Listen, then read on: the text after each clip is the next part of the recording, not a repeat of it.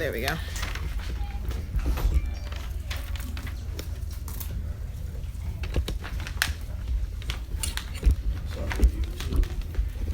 Okay, that'll work.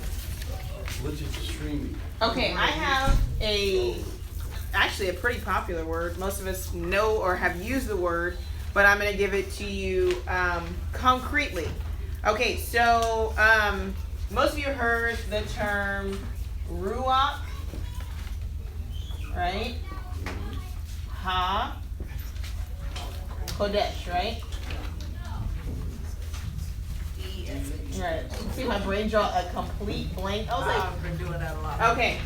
So, does anybody want to give, and not necessarily a crack at it because you're not going to be wrong, what is the Ruach HaKodesh, or as you've probably heard it, the Holy Spirit?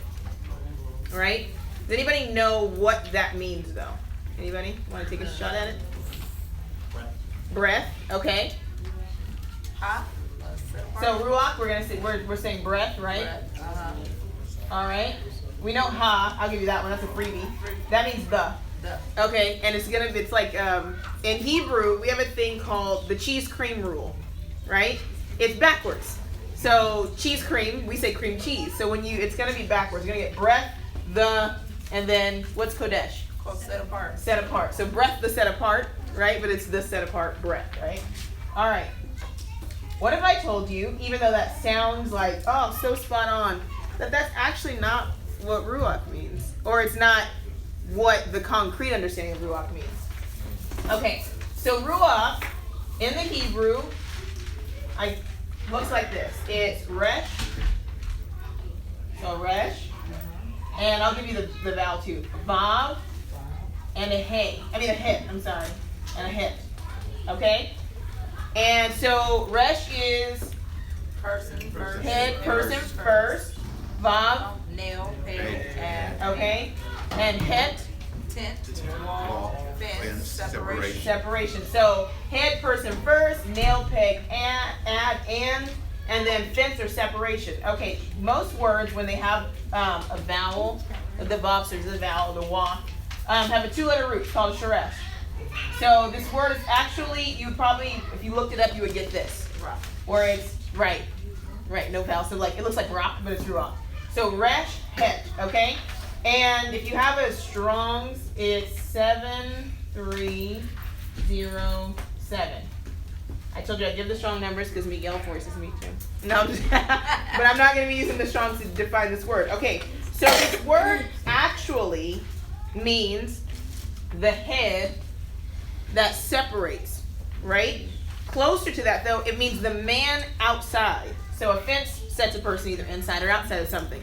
Does anybody know who the man outside in ancient Shemitic culture is? Like the elder. Close, but what does the elder do? He has a function. He is the shepherd. The shepherd is outside, right? So do you know the function of the shepherd then? Yeah, To control or guide, right?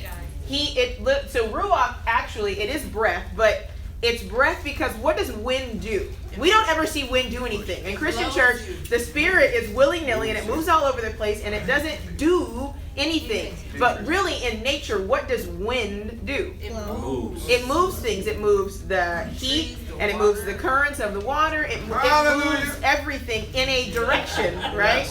It moves things in a direction. It has a function. It's not moving for no reason at all. It's blowing.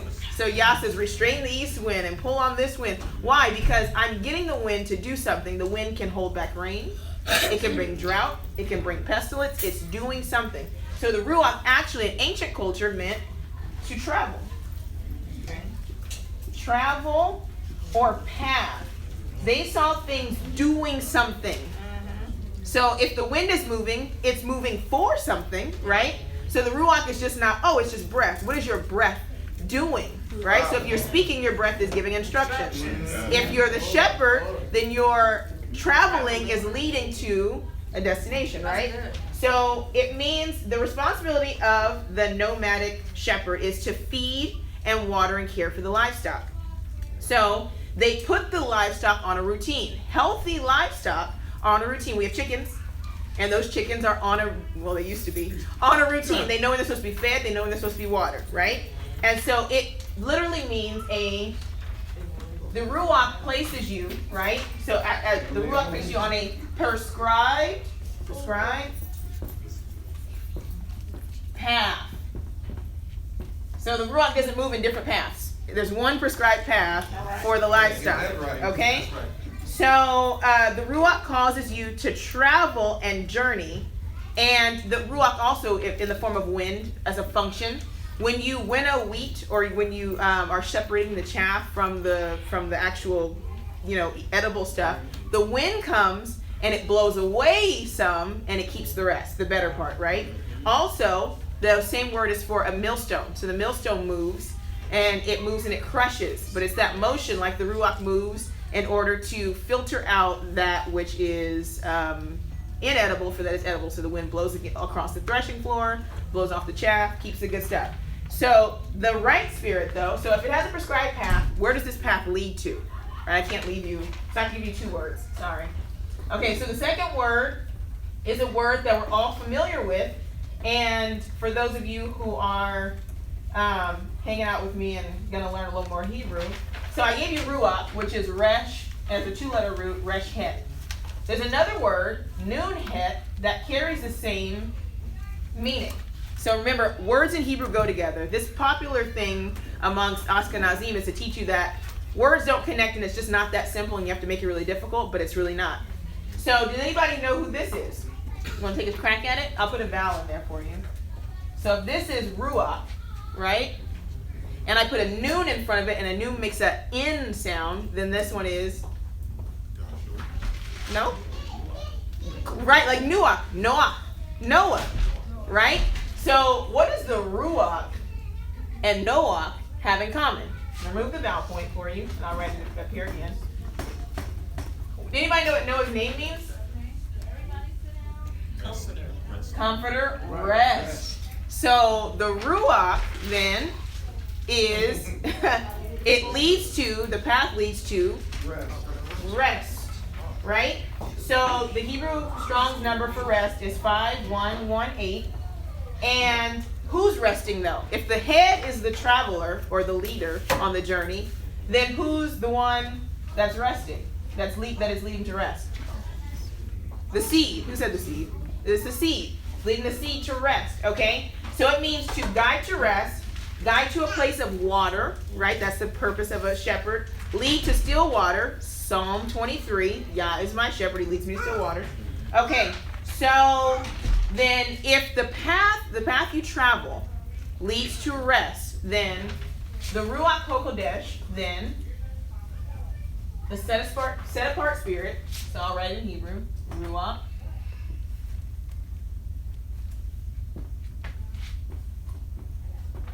I'll write out of space. Okay, yeah. Okay, so the Ruach HaKodesh, the Kodesh part, Kov, Dalet, Shin, right, means something that is special, right, set apart from the rest, and has a special function. I just gave you what the Ruach is, so this is a modifier to what the Ruach is. So there can be just any shepherd. There can be just any path. There can be just any water, right? But this one, now that we put Kodesh in front of it, it's set apart specifically. So this set apart spirit has a set apart path to a set apart place, okay? So the set apart spirit leads to the rest at the set apart space or place. Rest is to those who endure to the end. If this is the Ruach, right? If this is the path, let's just say this is the path. And I like circles because Hebrew's cyclical. So if this is the path and this is the water, if you get here, right, and you're a sheep, and the sheep gets thirsty right here, it's not going to help the sheep to stop right here. You're going to die. Even if you're thirsty and even if you're tired, please keep going till you get to the set apart space, because that's where the water is. You're not going to find the water here. You're not going to find the water here. You're not going to find the water here. You're not going to find the water here. It's in this place. So everybody's trying to get there, but they don't want to take the full journey. So there is no rest without the journey. The Ruach is not leading you to your own little special place of water and rest. We're all getting to the same exact place. Okay? So I'm not going to die. So back to Psalm 23. I'm not going to die as long as I'm with the shepherd. Yahuwah is my shepherd, I shall not want. He make the whole. Does that now make sense? He leadeth me to green pastures, beside the still waters. Yea, though I walk through the valley of the shadow of death, I shall fear. If I get right here and I'm hungry and I'm thirsty and I'm in the valley of the shadow of death, let me remember I'm with the Ruach and I can keep going because he knows the place of the water. It's dangerous to be led by a shepherd who doesn't know the place, because then you'll end up like they did in the wilderness, marching in a circle, and you're not getting to the place because I'm not letting you get there, right? Then you're led by them, their own spirit. So now you see the difference. The Ruach, the set apart spirit, is a path. It's putting you on a path. So in Christianity, you can't be set apart or have the Ruach HaKodesh and not follow the set apart path. You can't follow Hamashiach, who was full of the Ruach without measure, and not follow the set apart path. Right? You have to be on that path, getting to that final resting place where there's water and rest. Hallelujah.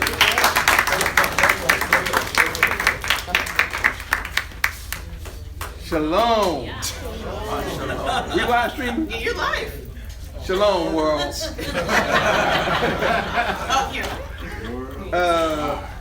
Huldah, she killed that. That was excellent.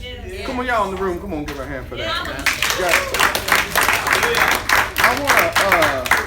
I'm only going to just add one thing. Is this? Yes, I'll move it back. Just that's cool. One of the issues that we have, and I'm going to use a circle again, is we got to distinguish between Hebraic thought and Greek thought when it comes to path.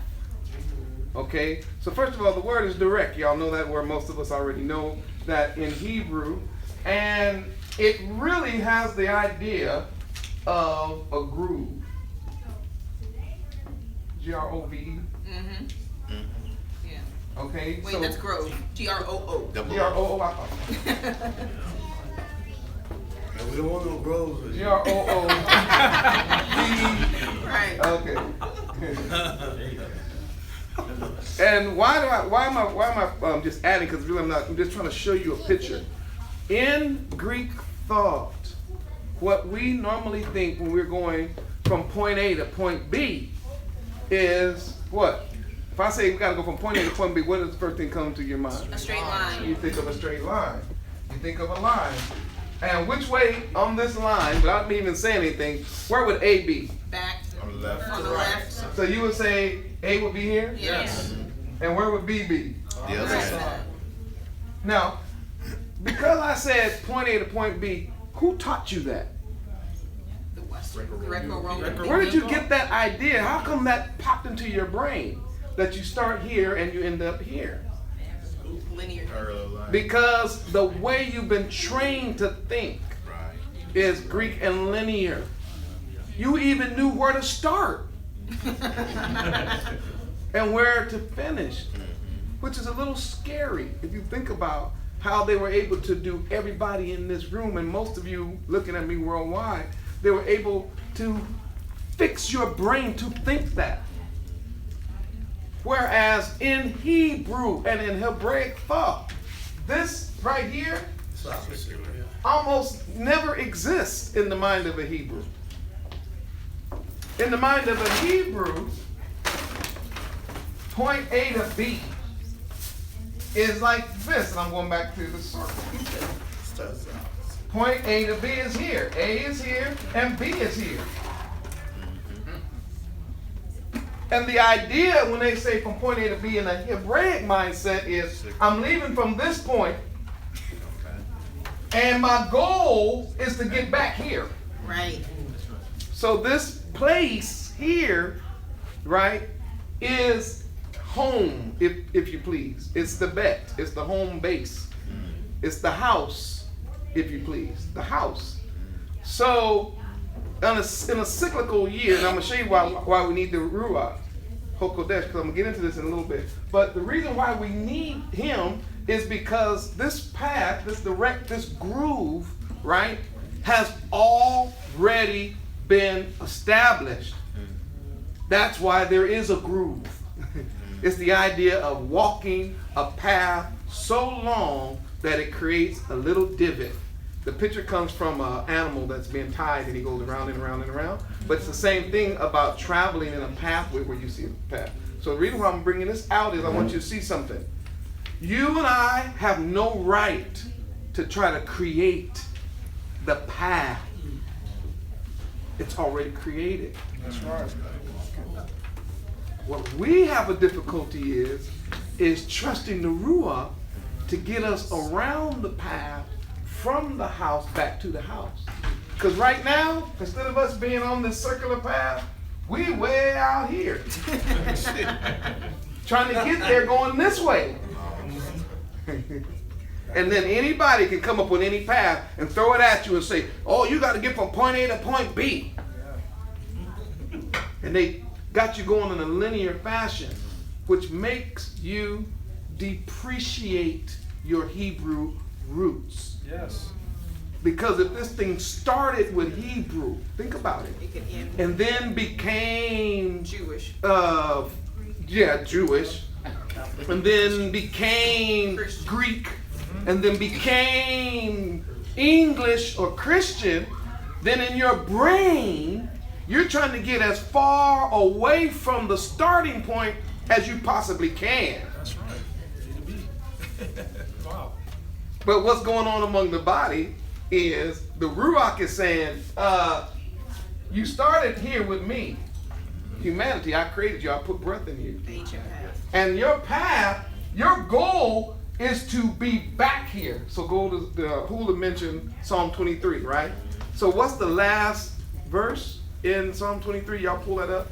I think it's verse 5 or verse 6. Verse 5. 5. Dwell in the house of Say it. And I will dwell in the house of Yahweh. Forever and ever. So the ending point is the starting point. He left the house because he was running or whatever. Goes through all that. He said, but my goal, I'm getting back in the house. And this time when I get in, ain't nothing gonna get me out. I'm gonna dwell forever. And believe it or not, y'all, yes, people say the house is heaven, but the house is really Yisrael. It's the meeting place. It's the bet. It's the tent. He's saying, I'm coming back from running. I'm coming back in here. That whole time I'm going to be led. So I just wanted to bring that up. Go ahead. 2 verses. Jeremiah 6, 16.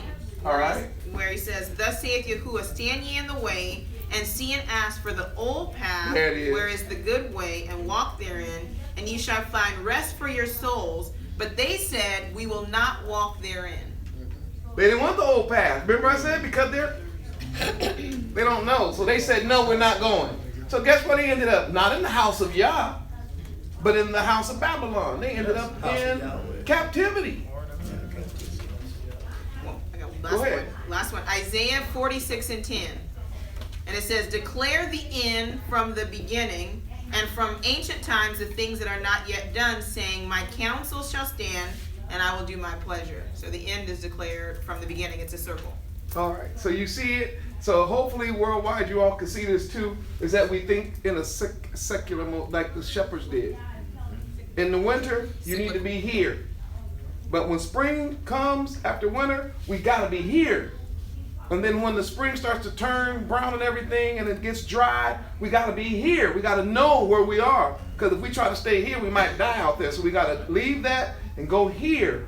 And then by the time the fall hits, we better be here. Because wintertime is coming and we got to be back where? Home. That's good.